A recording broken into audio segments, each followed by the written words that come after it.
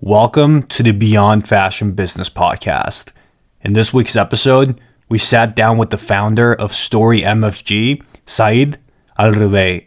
Story MFG is known as one of the most respected brands in the industry. They show a unique mix of strong discipline and commitment to their core values, proving that it's possible to run a successful fashion brand without giving up what you stand for. This conversation looks at important lessons on keeping a creative vision despite financial pressures, and understanding the hidden costs and benefits of staying true to your original ideas. If you want to learn more about how to start and grow your fashion brand, I have a free course that is vetted by some of fashion's top entrepreneurs. We also do free brand and design reviews. The link's in the description of this episode. Conversation. Yeah, go for it. We got everything. But yeah, go ahead. It was investment in my small group, and I'm not sure. I don't think we're representative, but maybe it could even possibly be a generational thing. Not that I'm an older generation in the kind of cohort of my peers, probably, but we share the same values. But investment in the podcasts I was listening to, where you with your guests, there were a lot of people talking about when investment should come. Capital investment, etc.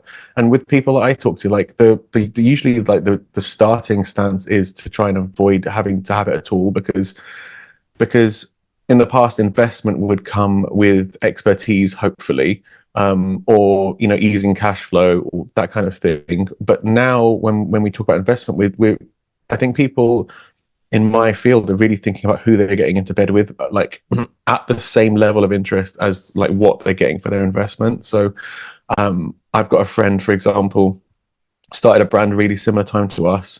It grew at a really similar pace. Them a little bit quicker because they're in a different category, and really similar values to Story, being about challenging norms around sustainability, challenging norms around packaging, like all of the things that we had, like we were very like twin, like kind of kindred spirits. They took investment from a huge company, massive company, Like private equity, or from not from like an Estee Lauder type, right? Thing, like so like a behemoth in their field. And interestingly, before, like a year or two before that, they'd made a lot of noise online about never taking investment because it was important to keep independent and it was important to be autonomous and stuff. And then that post was deleted, and then they took investment, and they must have taken it because they needed it. But since then, they aren't able to talk about the things that they used to talk about, because some of it is as at odds with like the other portfolio of brands that their investment has got. and I know firsthand that they're just not allowed to talk about things, not allowed to talk about their point of view on the stuff that's going on in the Middle East. They're not allowed to talk about things about packaging. They're not allowed to talk about this, that, or the other, and it really holds them. I guess I don't know how they feel, but personally, it would really hurt my soul to have those kinds of things. So, and kind of ditto with people that are in that I know. Like investment is almost seen as kind of like a little bit of a dirty word. Taking capital, like relinquishing a bit of control. I don't necessarily feel like that 100% at all. We've had lots of discussions about if and when and what that would look like for us. I'm certainly not against it, but it was just I don't live in the same business world as you do, or those people that you talk to do. So it was really interesting to hear how normalized that is in normal life, and how, as opposed to how kind of stigmatized it is in mine. Yeah, and it's true. I think that it is a stigma, especially, but that's why it's such an interesting topic, right? Because we work in an industry where kind of like the balance of those two viewpoints, philosophies, whether it is, approaching things in life from a business perspective and a rational perspective, to approaching life and brand building as an artist, as a creative, as a poet, almost, to life and its experiences. And we're in an industry that tries to balances those two things, right? And when you start a brand, typically you started because you're creative, right? You're not typically motivated by money, because if you were motivated by money, you'd do something else, because fashion is very difficult and you don't make a lot of money for a very, very long time. Um, but eventually you realized, right, that you transitioned from an artist that had a message that resonated with others and built a community and that grew unintentionally. And then you're always based, if you do it successfully for long periods of time, you're based with the questions, right? Okay, like, do I want to consistently drive this forward and take the compromises that maybe that would mean, or do I not? Right. And I think that also, especially when with investment, it's also a generational thing. Because I think if you were starting brands, and for example, for me, I started in this industry 10 years ago. So in 2013 ish. I think in 2013 to like 2016, it was still pretty as it is right now. Still, like people were trying to avoid investment. It wasn't really a world that was connected with starting brands. It was just you started brands because you wanted to express yourself and create cool things with cool people. And then the industry started getting a lot of attention. 2015 to 2020, you had a lot of these like crazy D2C brands that started growing insanely fast. Warby Mm. Parker, from making sunglasses in a bedroom to $1 billion company in a couple of years, right? And I think this momentum got what were originally fashion brand owners to kind of like view the industry in a different way, unsustainably so, because obviously that didn't last long.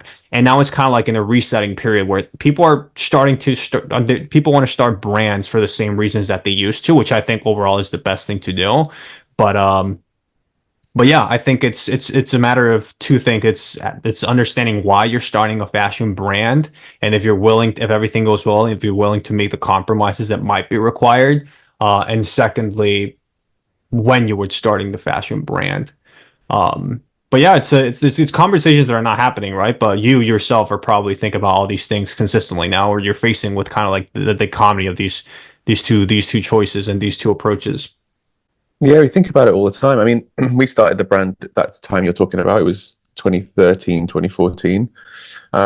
So yeah, maybe at that time we didn't start the brand intentionally with any kind of intention, like I think a lot of other people do. We started it just as like it started small and it snowballed in a very slow way to where it is now.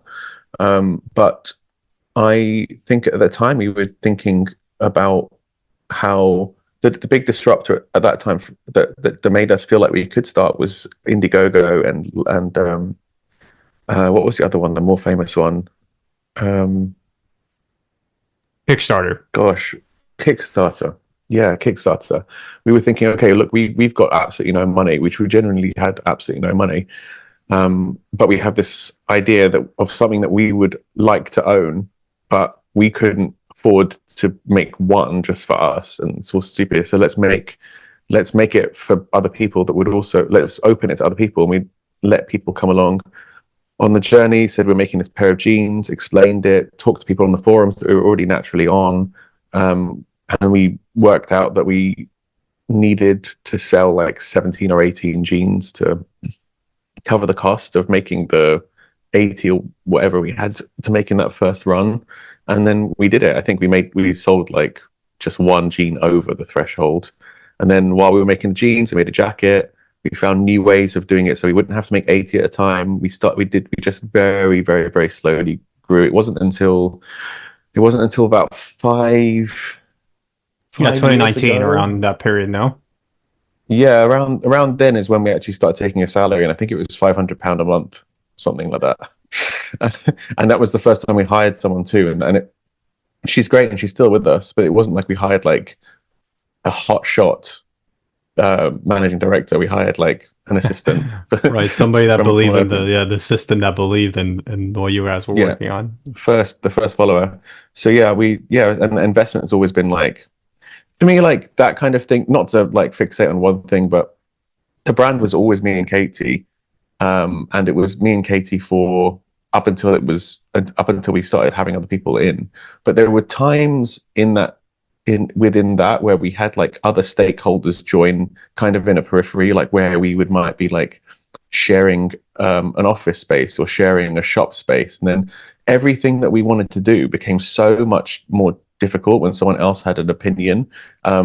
Me and Katie have like very similar opinions, and where we don't, we seem to have a good way of working things out. Like, but when someone else is involved, like there's all these other kind of social things, like being polite, not wanting to hurt someone's feelings, not thinking their idea is very good, them not thinking our idea is very good. It slows things down like dramatically, and the only way a brand like Story can survive is by being like really nimble and really quick and really Yeah, flexible. really And the more opinions yeah you have with different values, the less flexibility you have. yeah just be and time, you know, like, and we've experienced it now that we have lots and lots of people who are on the team, and I'm certainly not complaining about it, but a decision might take 3 weeks that would take us 3 minutes, or you know, there'd be like a long chain of people asking opinions before something happens, whereas before it would be much quicker. So that's the worry about letting someone else in. But I don't know, we're thinking about it all the time. Like, we're not opposed to doing that if that's what it needs. But just yeah, Yeah, that's it's managing the process on a day-to-day basis, which is kind of like the challenge. I understand. To be honest, Side, I think that the biggest topic of conversation that I would like to focus the conversation on would be on exactly the process. Because I mean, I know you've been on a lot of different podcasts and you've generally spoken about the story of the brand, the process, what happened. But I think you're a very, very unique brand in the sense that you manage to stay true to the original vision for a very, very long time. And I think you've managed to build something that I'm like, without a question, probably if you made those decisions could grow even more. But I think you're at a point where a lot of aspiring fashion designers are, where it's still very true to the original vision. You haven't really compromised much on, I mean, I don't know how much you've had to compromise in general, but it mm, seems to me based on the research that's almost nothing, right? hmm Which is very unique, very unique, hmm and I think a very fulfilling story to hear, because fashion is such a difficult industry, especially when it comes to growing, and especially when it comes to growing. I don't know if I want to throw the word sustainability out there, because hmm that's not what I want to focus a conversation on. It's just you've you've you've had a unique vision that you have managed to stay loyal to, and yet you've built a successful business, which is very rare. So I think exploring how that has happened, both strategically, like on the day to day, and how everything has evolved, but also personally, right? Because you and your wife are not business people, right? Again, I would put you more in the category of, and correct me if I'm wrong, but you are more like artists, really. hmm Um, yep and the brand is just something that you use to express yourselves, and that's resonated with a lot of people, and you've successfully been doing it for a long time. So I think diving into what's made that happen would be very, very interesting for me, and I think for a yeah lot of people out there. yeah sure Cool. Well, I mean, I guess the foundational question that I would like to ask, and by the way, it's Story Manufacturing, right? But most people know it as Story MFG, just so that. It's actually it's Story MFG. I mean, MFG does stand for manufacturing, but it's Story MFG. Story MFG we've got the trademark for. Story MFG is what we went with. Cool. All right, so let's define the foundational concept of the conversation. What is Story of MFG? Is sustainable brand? What would be the definition for the foundation of the conversation? Well, first of all, thanks for all the nice stuff you just said. I don't really have an elevator pitch for Story MFG, but what it is mine and Katie's brand. At the end of the day, it's our project, and the name. I think telling the story of the name kind of gives a little bit of an insight, and then the rest comes from somewhere else. But me and Katie decided we wanted to make a brand. We we wanted to make a thing, but we had to build a brand around it. And then the things that we and Katie value in products that we buy was how they're made, and also like the heritage. Like, it was almost as if at the time that we started, there was a lot of brands out there, like kind of making old heritage workwear brands, and like re-bringing, and even like in fashion, like there was a lot of like reinvigorating brands, but those brands all had heritage. They all had their own story, and that gave the brand value. So like you just have, you know, a blank T-shirt, but it was made by such and co. They had a heritage of making that T-shirt that gave it value, that gave it provenance.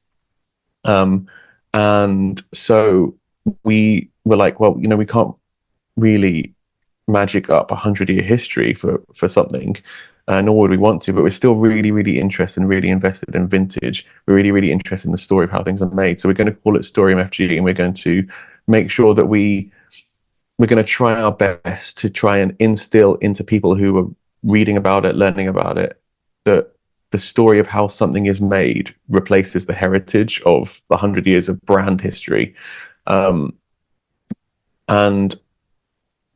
that kind of information, that kind of brand marketing, messaging, whatever you want to call it, it all sounds a bit big language to me. But Right. it to me, that's what makes like products sticky for me, like finding out details or finding out the little bits of information and, you know, that kind of stuff. Same with anything with me, with watches, with wine, with cereal, with you know, ancient grains, like learning about what makes them special, hard to make, etc. And also like making sure we get across the value of the artistry and the artisanness of stuff. Katie and mine parents are both creative people. You see how important creativity is. You see how long it takes. You see how hard won it is, and you also see, unfortunately, how little people care sometimes.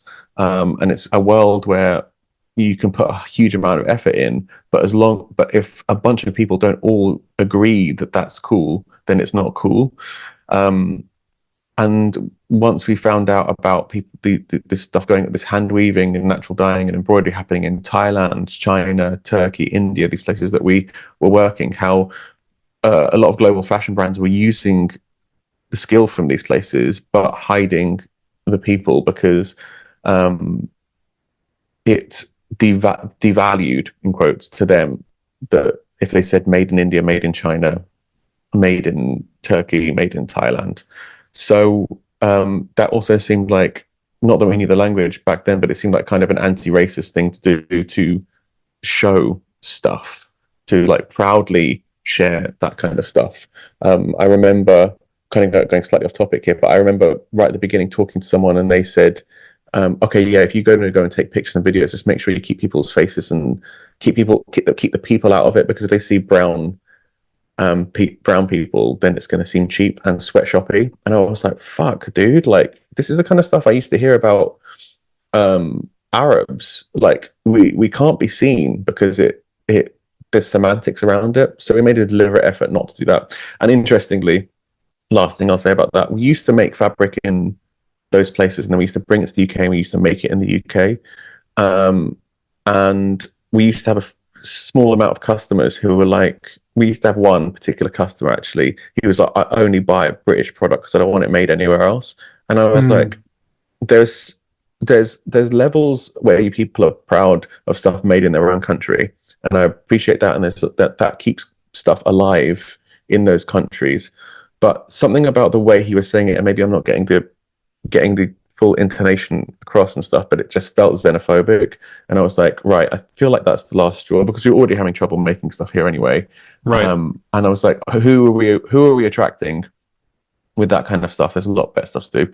So to answer your question in short, story is mine and Katie's project, and it kind of encompasses all the things that we care about. And early on, I think maybe even like the first month of having Story, we codified what we call the Positive Product Manifesto, and that included that kind of set out what we wanted what the brand rules would be, because I had read, I don't know, some years earlier, an interview with the band The White Stripes, and they only have one guitarist and one drummer, and someone asked them at the time, while they were still active, does that limit you? And they said, oh, well, actually, that limitation breeds more creativity. We only have two things we can use, so we have to keep innovating within this like tiny space, and they make some of the best music ever in the world. So I was like, okay, let's set the rules now, and then it'll force us to innovate. And it really does. Like, we don't use any animal products for ethical reasons, but it's also codified there. And if we did use animal products, the brand would look so different, because there's so many easier ways of doing things by using animal products. There's so many ways of cutting costs. It's so easy. But if we then did use animal products, we wouldn't end up with the kind of knits that we have, which we're the only brand in the whole world making knits like that. And it's because we've gone through this problem solving thing, like how to use natural dyes and cotton and hand knit, and then make it interesting and this stuff. We've kind of like built a new language. So yeah, we've got the manifesto, it's things like not using animal products, things about caring about people, the kind of products we will make, the kind of products we won't make, about racism. And then the last one, which I sometimes feel like is the most important, kind of goes against it, is about being pragmatic and changing when we have better opportunity, when we've got a better understanding of something. So we really care about sustainability. We really care about, what that means to us, because it's not The subjective term almost nowadays, yeah. It's extremely subjective and weaponized, and becomes like a purity test. But we only have to worry about what we care about. But we use largely natural dyes, for craft reasons, but also sustainability reasons. But if and when we discover there's like a better alternative, then we'll use that. We're not going to just stick to one thing, and that's because a lot of the places, there's a couple of places we make that are kind of these like hippie communes or not hippie, not communes, but these places that were kind of founded by hippies, and that's why we're able to work with them, because they've got such aligned values. But they are stuck in time because they have values from the 60s or 70s and don't move with the times. Like, I overheard an argument at one point that they didn't want to cut down some trees using a chainsaw that was petrol powered. It's like a long argument, but they need to clear the trees to build houses. They need to move forward. It seemed like a very small thing.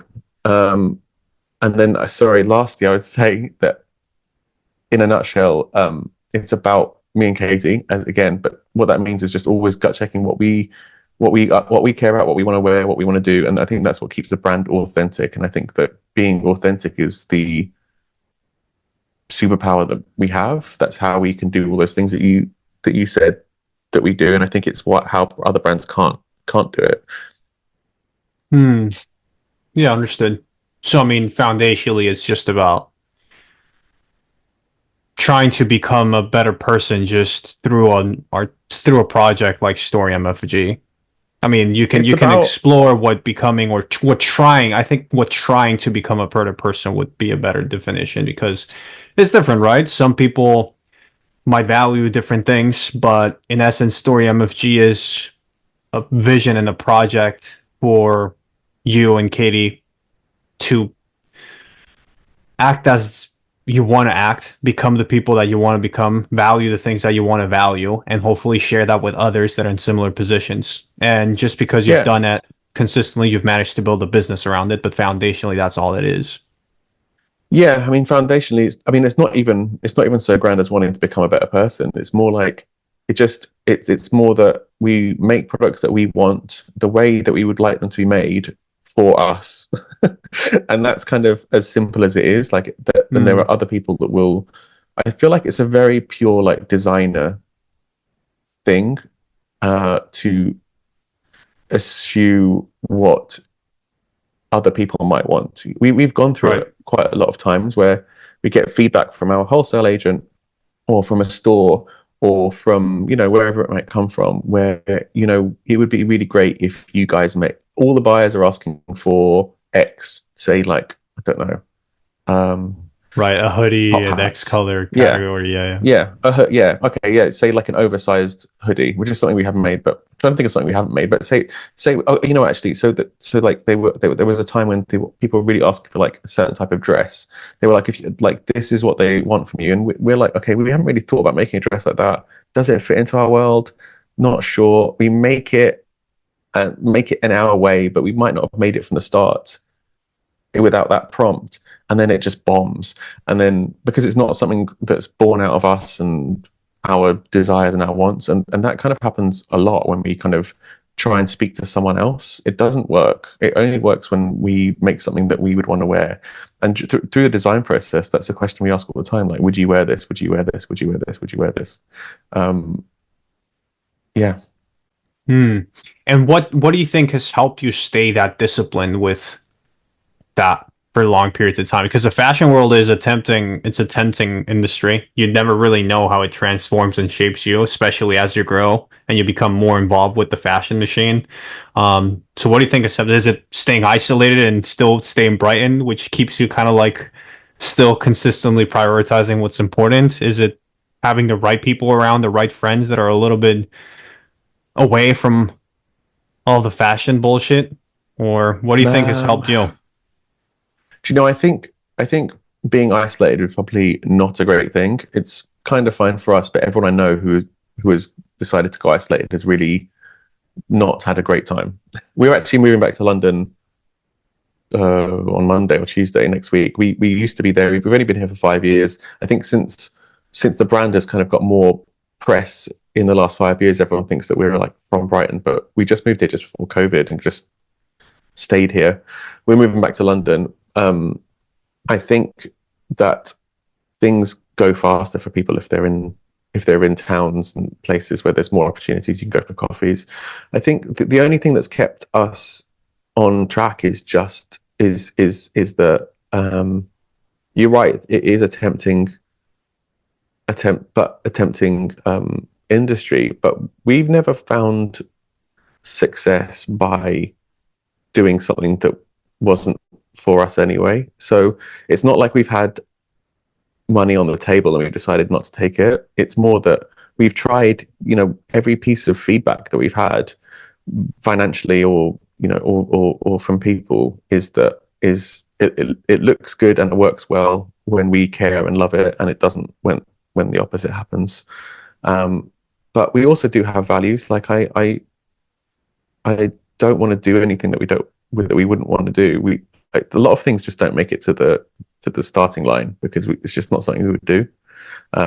We don't have anyone. Again, I think that we don't have anyone to answer to, so that's probably part of it. Hmm. Interesting. And what do you think has been the most difficult thing about this approach for you, for the brand, for Katie? It's it's so extremely slow. It's the I do appreciate that people see Story as a biggish brand, but we're absolutely tiny compared to other people that I see us merged with. We have some connections now, but we had none. We had no money. So I don't know what the hardest thing is, but it's mostly how little of everything that we have and had, and how slow things are to grow. We're at, I don't think I'd want to say, but we're at some millions of turnover a year now.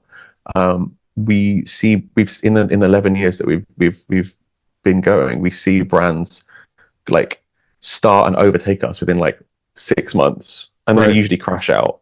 But we see it like over and over and over again, and we're just I feel like even now we're just kind of struggling in the mud all the time just to make ends meet.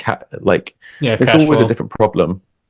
Cash flow is unreal. Like it's unbelievable, to have to manage to never have any money, to be seeing like these giant numbers on the On the page sheet of and paper and not have not yeah. have a penny. Yeah, yeah, and be constantly apologizing. One thing, I mean, most recently is like as your profile grows, you start getting you sort at the beginning. called in favors from photographers and friends and designers and people who might know people, like asking for favors. And then you get to a size that we are now, and you feel like you shouldn't be asking for favors anymore, but somehow you need Right. to ask for more.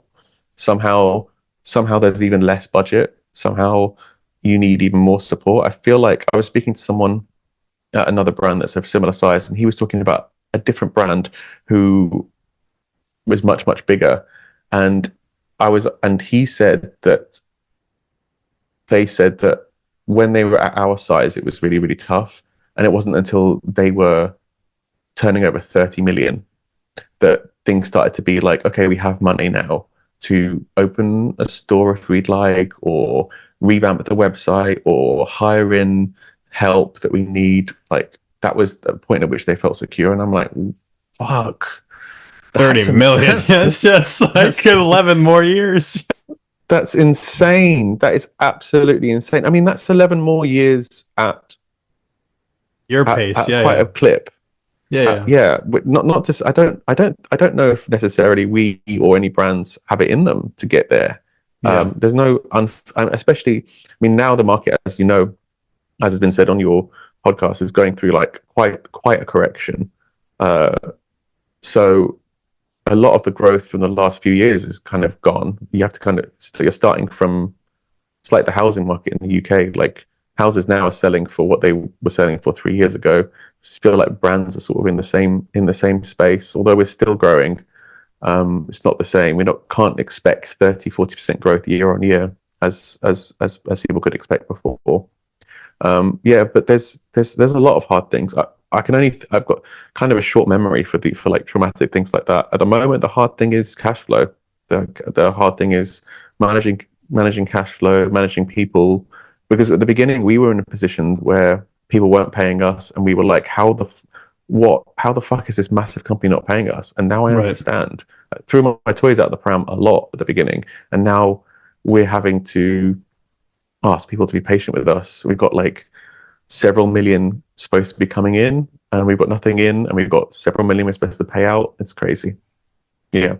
Yeah. No, it's again, that's why I have so much respect for you and what you're building, because I mean, obviously I don't know the insides of the brand, but I've had a lot of these conversations and I understand the different business models and approaches that people have had to this industry, and I can very superficially empathize with the process. Hmm. And very few people, again, it takes something special to stay that consistent with the challenges that building a brand like what you're building represent. I think Yeah. that in the It's long hard. run, I think that in the long run, it's definitely you'll see the results. But in the long run, for projects and visions like these are, you never know, maybe 20, 30 years. I mean, you are building kind of like a case study in the industry. At least that's what I Hmm. believe. Um, Hmm. but that will kind of like tie to my next question, which is what has been the best thing about staying disciplined and consistent? Oh, I mean, we're just me and Katie are so proud of this brand. It's so it's so incredible. We've done so much great stuff. We've pushed things forward. We've made a lot of space for a lot of other people. We've changed a lot of people's lives. I feel like when you, I'm always mixing metaphors, I know, but it's always what I think about. I remember when I stopped eating meat, like a year into not eating meat, 11 years ago, there was like a calculator online, and you said what your daily intake used to be, and what you how long you've not eaten meat, and the calculator would tell you like how many animals have not been killed by you not eating meat. Um, and I think about it sort of like that, like the product. There's a lot that I don't think there's that many brands that can stand behind a product and be like, you know what, it really is good. It actually is good, and like has some virtuousness to it. I'm not saying anything we do is perfect. No one ever should. But our stuff, it really is like it's a positive thing. Yeah, it makes you proud to And say that you started Story MFG. Yeah, it makes me proud. Like the amount of clothes that were bought off fashion sites that were Story versus buying it off another brand. We've like put a dent in the universe, just a tiny little one. And I know, I don't think it's too egotistical to say that I know that there's been other brands that have started that have been inspired by the way we do stuff, and have also, taken their own, direction with it too. We just absolutely love it. Like we just the best thing is that we have this brand and it's ours, and we're able to make a salary off of it. We're able to have people make salary off of it. Again, it's hard. There's market forces, and like we can't just, it's not a charity. We have to, keep it going. But it's a massive success. It's crazy. We never expected to start this way. Neither me nor Katie wanted to be our own boss. It's not something we wanted to do. I think we are good business people, but we're not good. We weren't inclined to be the kind of risk taker you need to be to have a business. I think again, also that's why it survived, because we're not really risk takers.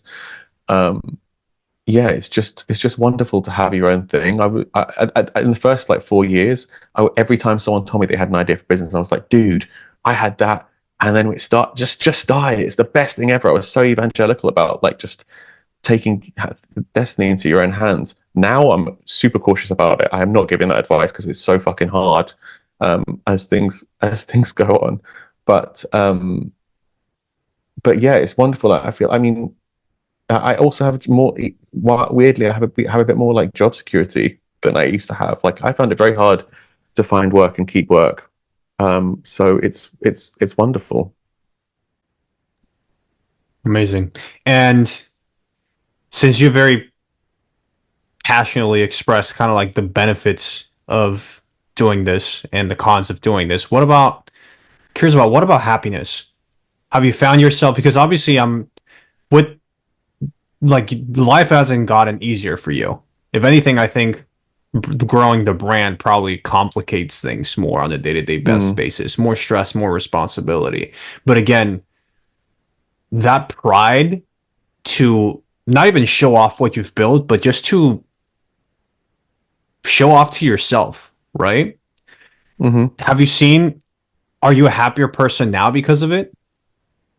Do you think? Or, Man, it's been, a lot of other stuff has happened in the last 11 years, so it's hard to pin it. But I would say overall, I'm much, much, much, much, much, much happier. Yeah, I think I'm way, way, way happier. It's hard to have the kind of response. It's hard to be happy with the kind of responsibility that you have as a business owner. I tell you, it was a lot easier before we had staff. That's a new level of responsibility. And it was a lot easier when things were always going well. There's that time that everyone, again, like I heard in your podcast, that everyone was kind of, going up, or there was a lot of money flowing around. It's very easy to have things, but when times get tough and you have to have tough discussions, and like have like proper human discussion with people, and that kind of stuff, that really hurts my heart. It really hurts my soul. It, but overall, I'm way happier. I mean, me and Katie wouldn't trade this for the world. Not at all. I often think about, if I had a time machine, what advice would I give myself? And I usually end up thinking that I probably just wouldn't go back and see myself, because if I had to tell myself how long this would take to get to here, you would right, never know. You would never do it. Like right. it always felt like a decent salary, which was the goal, was just beyond the horizon. In fact, we had we had a collection in 2017, and we called it Prophet 17, spelt like the prophet, like the prophet Jesus, Prophet Muhammad, peace be upon him. But really, it was kind of very basic play on words. That it was supposed to be Prophet 17 because we forecasted we were going to be in profit in 2017. We were not even close. It was like, I don't know, 2020, 2022, I don't know, something like that, where we started actually having extra money. But of course, that isn't really extra. Fascinating. And what about your customer? I think that we've explored you and your own relationship with the brand. What about your Mm. customer? Who is your customer and what's your relationship with them? Um, we've got lot of different customers. There's like a full range of them. Some of them just buy because they are interested in like a trend or a style, because they think we're cool. They might, or they found us on Essence, Mr. Porter, etc. The fashion customer, of which there is a huge amount. There's the customer that cares about the values of the brand, and the fact that the look of it is the same or secondary.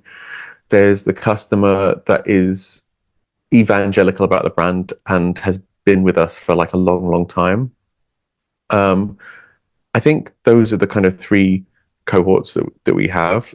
But and it used to be that most customers were in the evangelical kind of group, because the funny thing is like a change in your diet, a change in your buying habits, or wanting to buy a brand because of the way it's made or its sustainability. Once you feel good about that and you like that, you're like, hey, what other brands can I fit in this world? There isn't really many at all. There's so few brands like Story.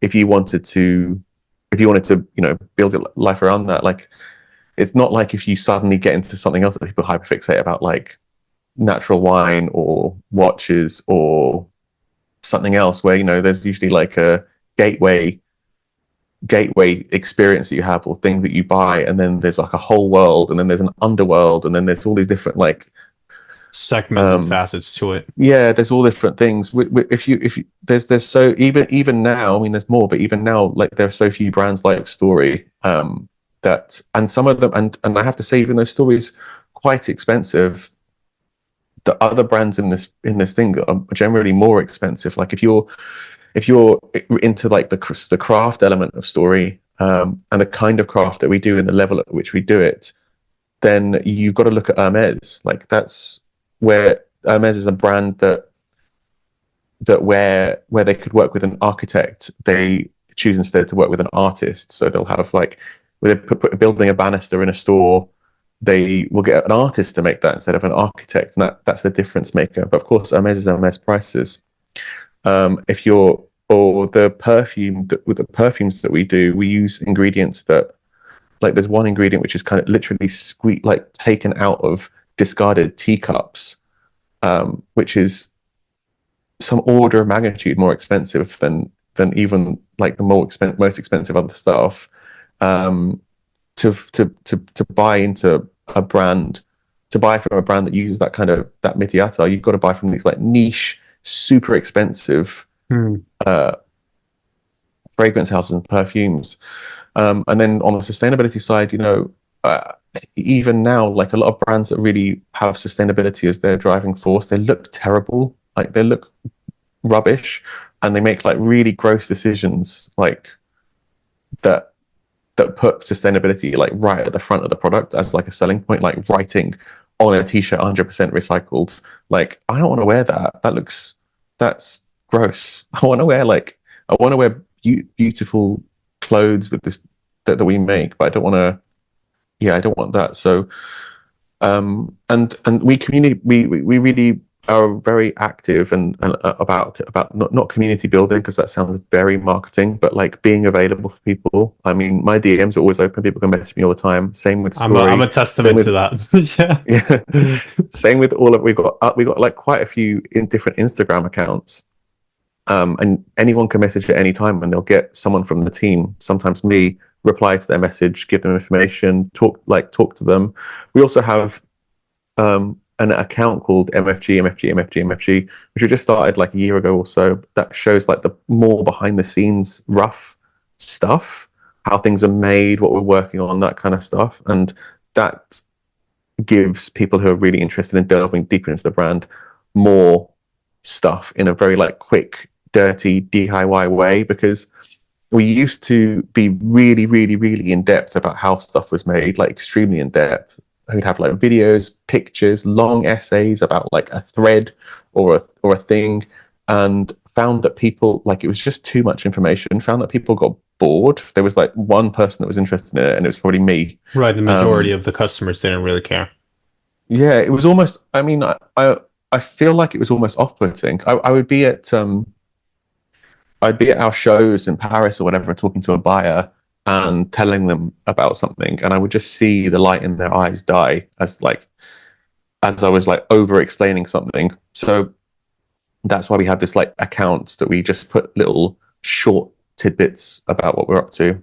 But ultimately, people want to know. Like, I'm the kind of guy that if I'm going to buy a backpack, I'm going to research for like a month about it, and story speaks to those people. There's if you want to know, if you want more, there's lots more to learn about. If you just care about the way it looks, there's you can just buy it. If you're a South Korean dude who's buying it because a South Korean K-pop star is wearing it, that's also fine. And we've got those guys. Yeah, it's an Instagram for story MFG nerds, essentially. Yeah, yeah. Okay. And what have you learned about, different customer segments and how it relates with like how do you balance having customers with different purchasing motivations, usually most of the customers, to staying original with the concept? Because I've had this conversation with a lot of friends of mine that own sustainable brands, or that initially, because usually they don't own sustainable brands, they started as a sustainable brand and they decided that they couldn't stay a sustainable Yeah, brand, and they yeah. said we just realized people don't really give a shit. Like Mm. people like to say that they give a shit, but then we looked at why they bought what we did, and they didn't. They thought that sustainability or what we were doing was cool, but they actually just cared about the design, or they actually just Yeah. cared about this thing. So how have you managed that balance? Well, the people you're describing is most people, is most business owners, where they're doing something they care about. They find that people don't care about it as much, and then they look at it and they're like, why am I paying a premium for something no one cares about? Yeah, why am With I story, why am I not sleeping because I can't pay my employees, right? Yeah. yeah, exactly, exactly. With story, all of that stuff, all of the as you know, people would probably like meanly say the virtuousness of story. That's not for our customers. That's for me and Katie. We're the ones that care about it. We don't. I don't particularly care if no one else cares. You know, like I've got certain views about diet and wearing animals and that kind of stuff, but I don't care what everyone else does. Like it's just for me and Katie. So it's very easy to guard that. It's a given. It doesn't change. If me and Katie change our views, if tomorrow we said, you know what, we will start using something that we find to be like extremely unsustainable. We're like, we just don't care anymore. The brand will change, but it will change because we decided that, not because there was a market force or reason for it. That will happen. Sustainability is like not a thing. It doesn't really exist. I never go to trade shows for fabric, but I went to one last, I mean, maybe 4 or 5 months ago, just to see like how it has changed. The time we'd been before was 10 years ago. I was expecting to see like stuff that would fit more our world now. Maybe it will be. We make all our fabrics from scratch, but it would be cool to be able to buy something off the rack that we could use at least just for denim or something. And what I found was everybody at these rails saying like they used to be really into sustainability. They was doing a lot of stuff with sustainability, but the stores don't care about it because the customers don't care about it. So they've just stopped, and it's kind of just the same. And to me, that's fine. That's understandable. The reasons you're doing it for the commercial, the reasons that we do it are for just Personal. for us, for our soul. Yeah. Yeah, personal. Hmm. And how is this? Because it's, man, doing that is so difficult. Have you found anything strategically that has helped you in the process, and maybe more getting into the details of the business, like increasing prices to have bigger profit and more flexibility to compromise on what the customer wants, categories, like how have you navigated? Man, I can't even fathom how Um, difficult it is. our Yeah. our margins are not good. Our prices have gone up, but they've gone up kind of in line with like post COVID increases on everything, the rise in inflation, etc. Our prices are not. We don't have a very good. We don't have a particularly good margin for us. It's fine. It's obviously fine for us to operate and do well. We have to keep our own costs low. That's one thing we need to do. We the there's two things. Well, in terms of strategy, the strategy that we and basically every other brand I think has is to try and increase D2C, because the margins there are better, and to use wholesale as to kind of not worry about wholesale as much as a cash thing, as more as marketing. Marketing. Which I've heard people say a lot on your podcast. Which is nice to hear, because I never. It's good to hear someone who knows what they're talking about verbalize it, because before that you don't know how to form that thought. But that's one thing. But on the other side of things, it is very, very hard. But I think the internet, and I hate this word democratized, but I can't think of another one. I think the internet has done something whereby in the past you would have to have a an audience, probably a local audience that would be, and you know, if you were in the UK and you were selling stuff at our price, it would have to be, you'd have to have a shop on Regent Street or something. But what the internet does, and the internet communities, and being active on Instagram and other places, is that you can speak to a niche, which is a niche. It's very, very small, but it's big enough to sustain a company like Story, and it's global, so it's spread like thinly across the entire globe. But having our Instagram, having, you know, slightly different chat things, that there's plenty enough for us to make ends meet, really, to speak to them. There'd be like one dude in Jakarta, a group of people in South Korea. Of course, we've got these pockets where we sell most of our stuff, but that's kind of how we make it work. Yeah. Yeah, the internet has given niches in very, very specific things in very specific places international access and distribution. So before, somebody could have maybe a local thing that only was valuable to a local niche, and now is valuable to niches all over the world.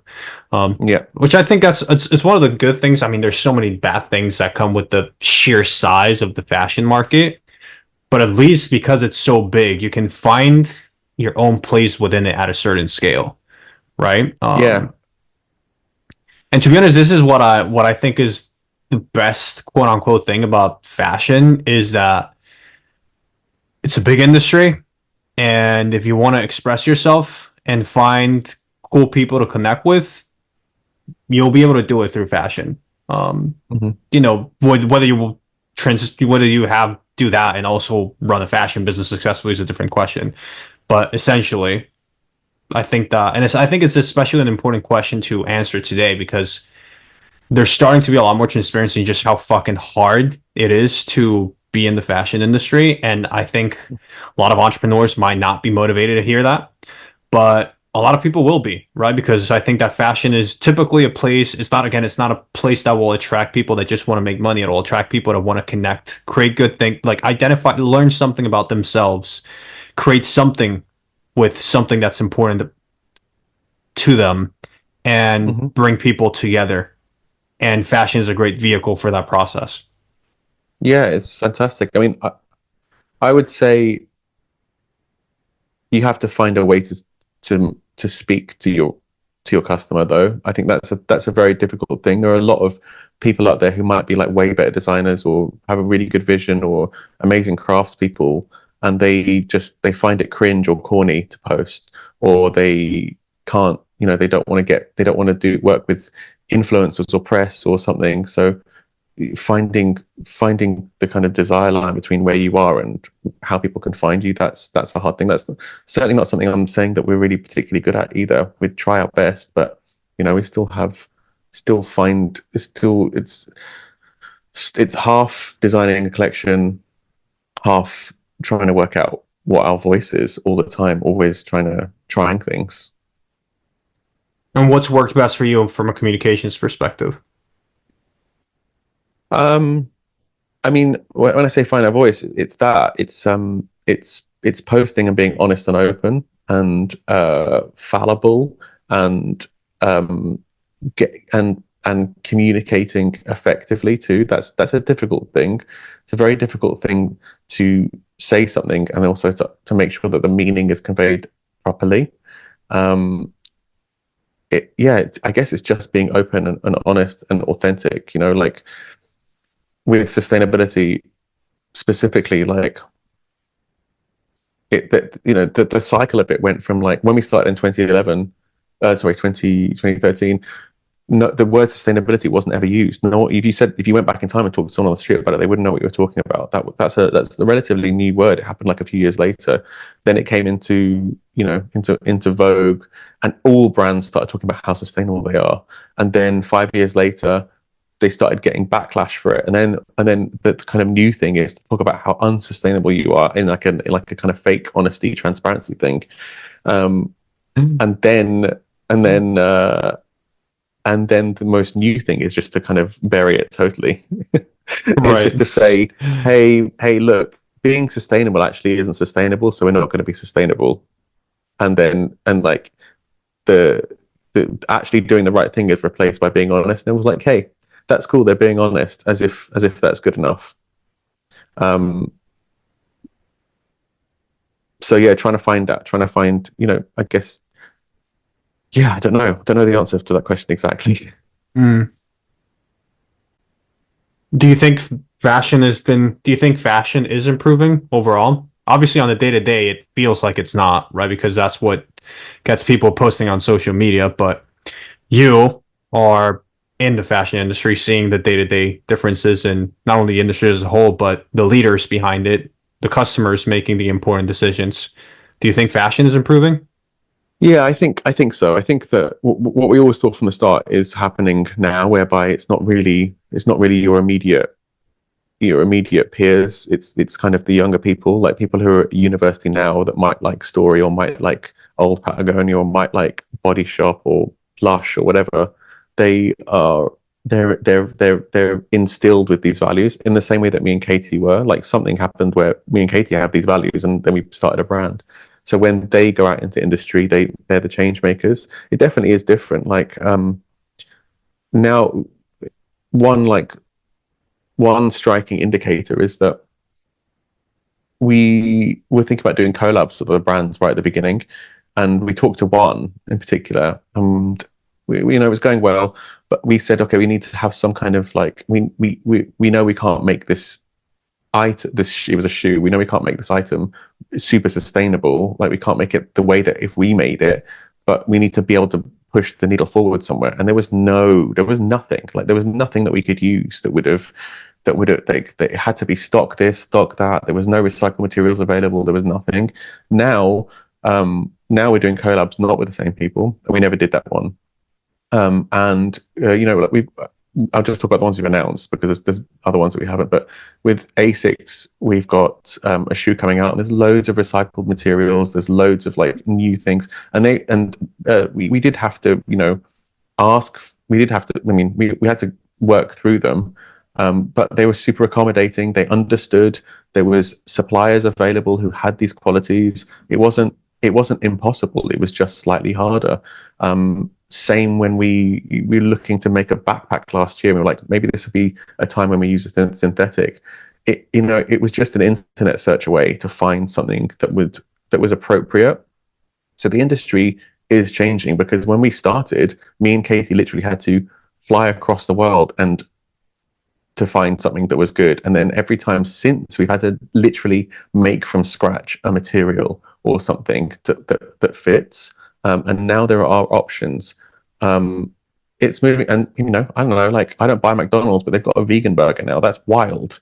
Yeah. You go to like a cosmetics store here, and that industry moves a lot faster than fashion. But like it's changed so much. So definitely has changed. Always try and stay positive about those kinds of things.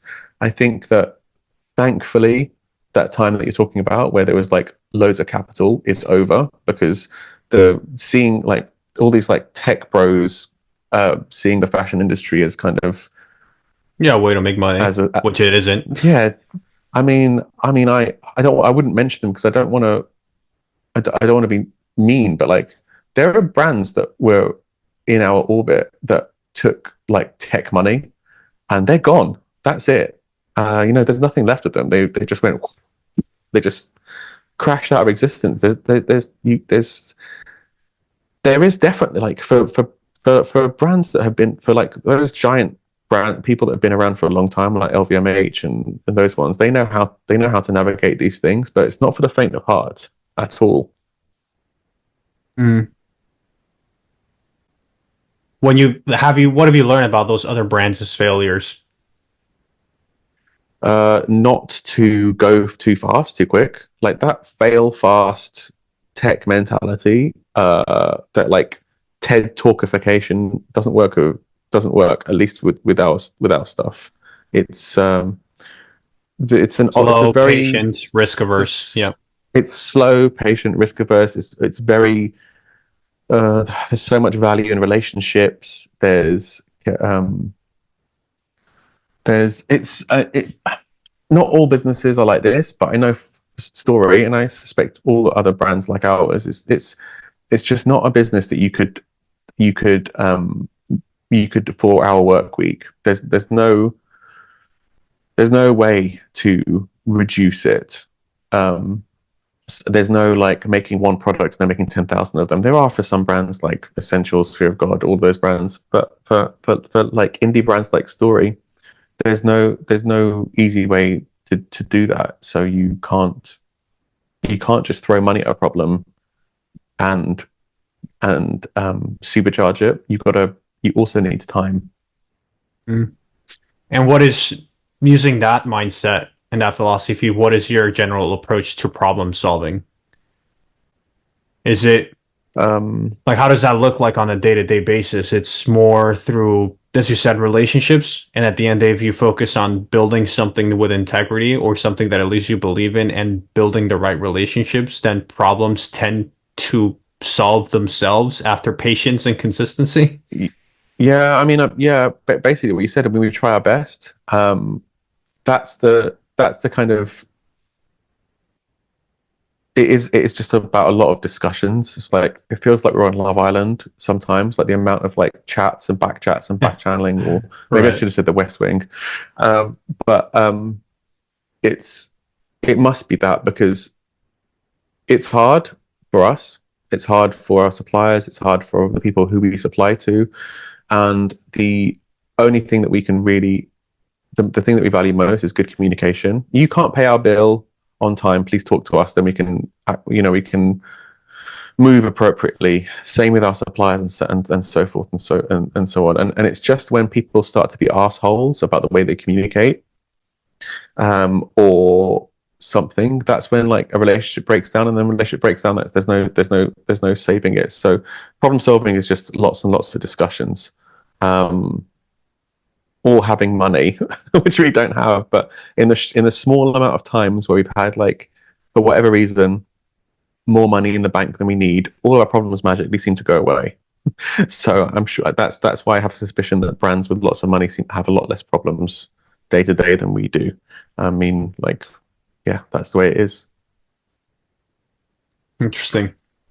Yeah, and the flexibility that comes with that relationship approach to brand building, because you require Mm. flexibility. It's such an unpredictable industry that, hey, sometimes again, the suppliers will be late.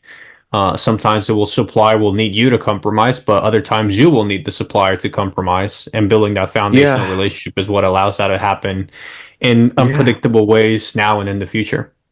I mean, always like we'll need, sometimes we need a sample done really really quickly. I mean, all the time. Or sometimes we'll be asking someone to do something that is extremely hard work and may not even really make much sense, but to us it's necessary for the product, like doing a certain knit or knitting a certain way or trying a new thing, or um, making a denim that's hand woven. Like there's really no reason for that, but it's what we want.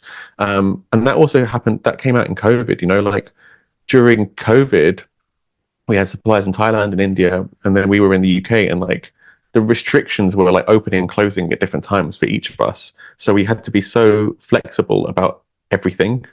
And so like, I mean, this is probably a crucial thing that I don't think that other brands necessarily have, but we have a Slack like lots of brands do, but our suppliers are on there.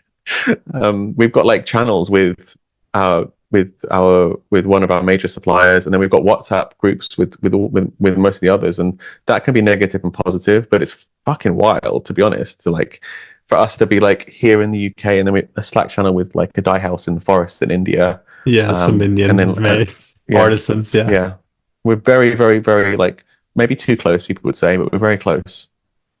And I'm guessing with customers is very similar, right? I mean, at least a Yeah, specific segment in customers, because sometimes you'll customize, you'll compromise for the sake of your customers. Sometimes you'll compromise for the sake of the brand. Hey, yeah, things are tough. We need to increase prices by X percentage because that's what we need.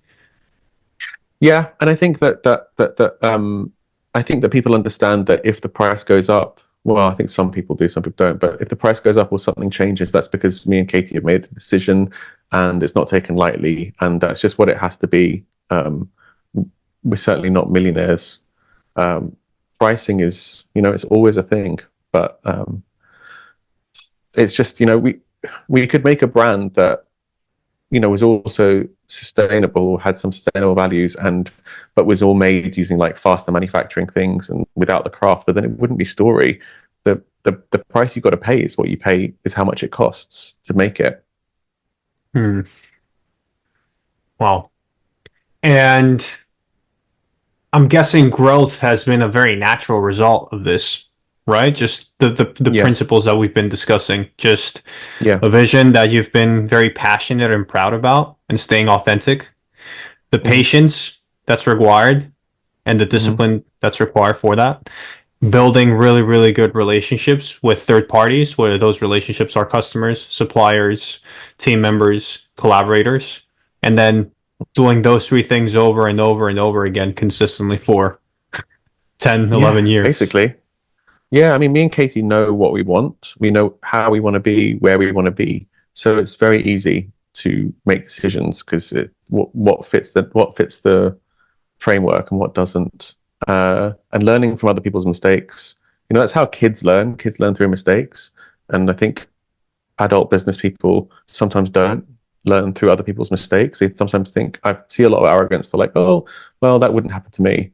But if I see, five of my friends do the same thing and have the same result, I'm pretty sure what's going to happen to us, even if I think we're special. Interesting.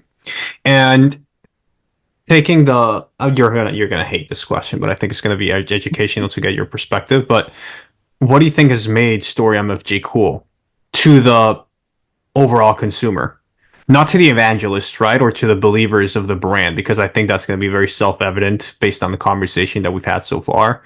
But to the customer that essentially dictates whether a brand becomes an international success or not. Um, I don't want to be contrarian, but I don't hate the question. I'm not sure I know how to answer that, because that kind of implies some kind of intention from our side, and really we didn't. We have an idea of what's cool, Katie and I, and so we make that because we think it's cool, and other people agree with us. So and then and like I said, it fits into that same thing of where if we are told to make something that we don't think is cool, then we make it. It ends up not being commercial.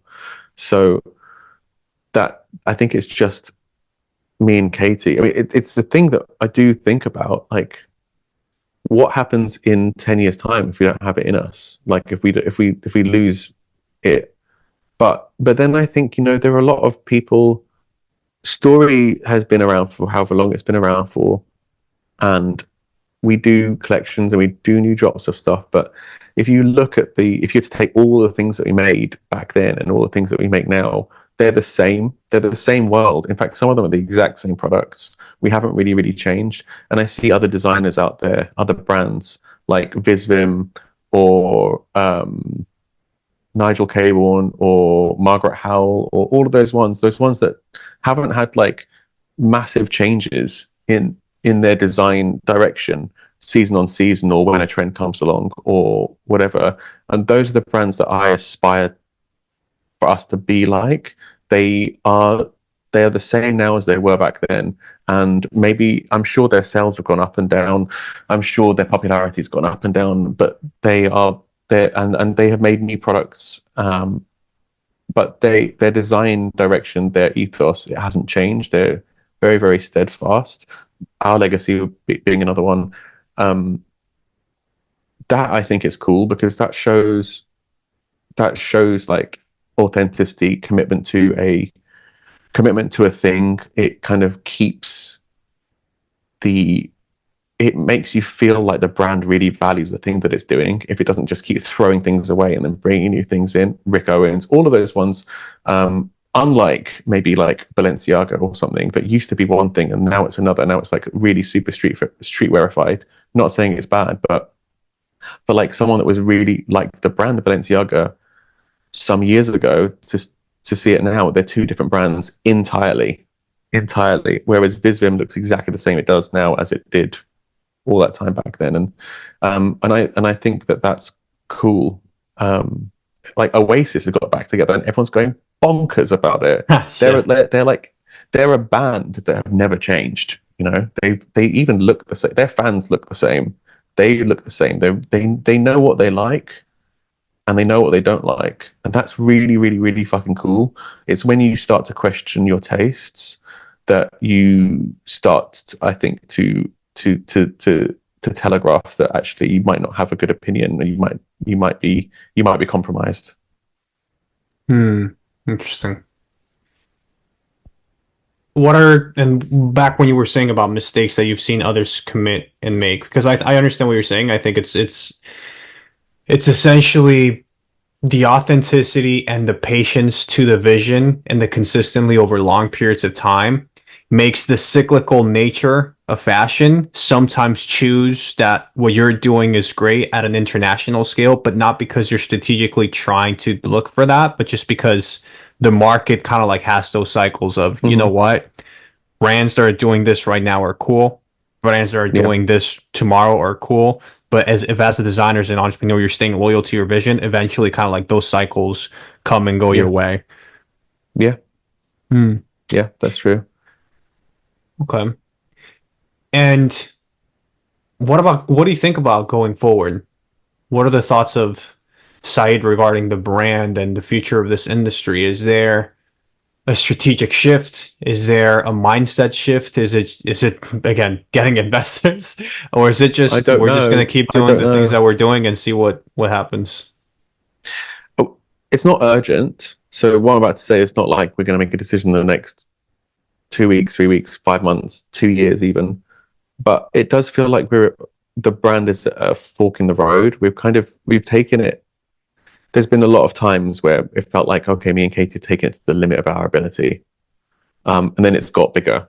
So we're at that point now where it sort of feels to me like we either need to maintain or shrink with like deliberately, or make a big jump. It feels like I remember once reading. I haven't actually read the book, but once reading once reading the guy from Yvon Chouinard from Patagonia talk about at some point Patagonia shrunk because to try and free up cash flow, and just to be like, let's try and take stock of where we are. It was moving too fast. And I always thought, wow, that's really cool, that's brave. I hope we can say that one day.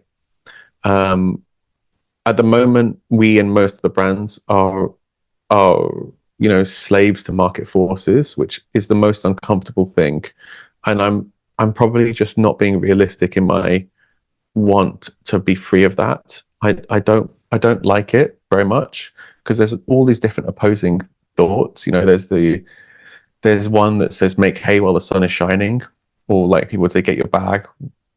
And for me, and then there's also, there's also this mistake that I'm seeing a lot of brands do the last couple of years, and even now, where they really overextend themselves to the limit of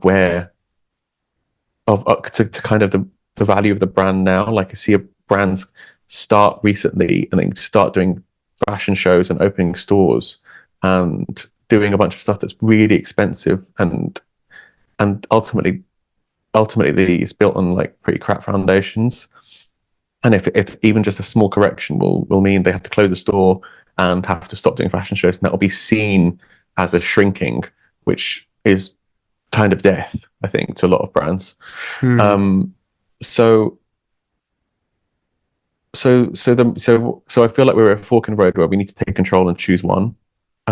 One being find some way to double or triple and get to that, or like at least with intention, aim for that 30 million place that where the grass is greener, or to start telling stores we're not going to sell to them anymore, certain stores, to invest more in our D2C, whatever that means. Not like I don't think people have got as much agency over that as they pretend, to shrink costs even more. And yeah, so we're kind of deciding that. We're talking about that a lot at the moment. Like, do we want to shrink or do we want to go the other way? And it's a difficult one because, like I said, me and Katie are both really risk averse. Really risk averse. That's part of the reason things are so slow. And both those options are risky. But leaving our fate in the hands of, well, fate seems riskier. So I don't know the answer to that question. But the cool thing is, I think Story has the potential to do both, to do either, and flourish. I don't think there's any risk of Story not existing because the way we built it, such strong foundations, such good relationships, lovely customer base, and I think we run the business really, really, really well.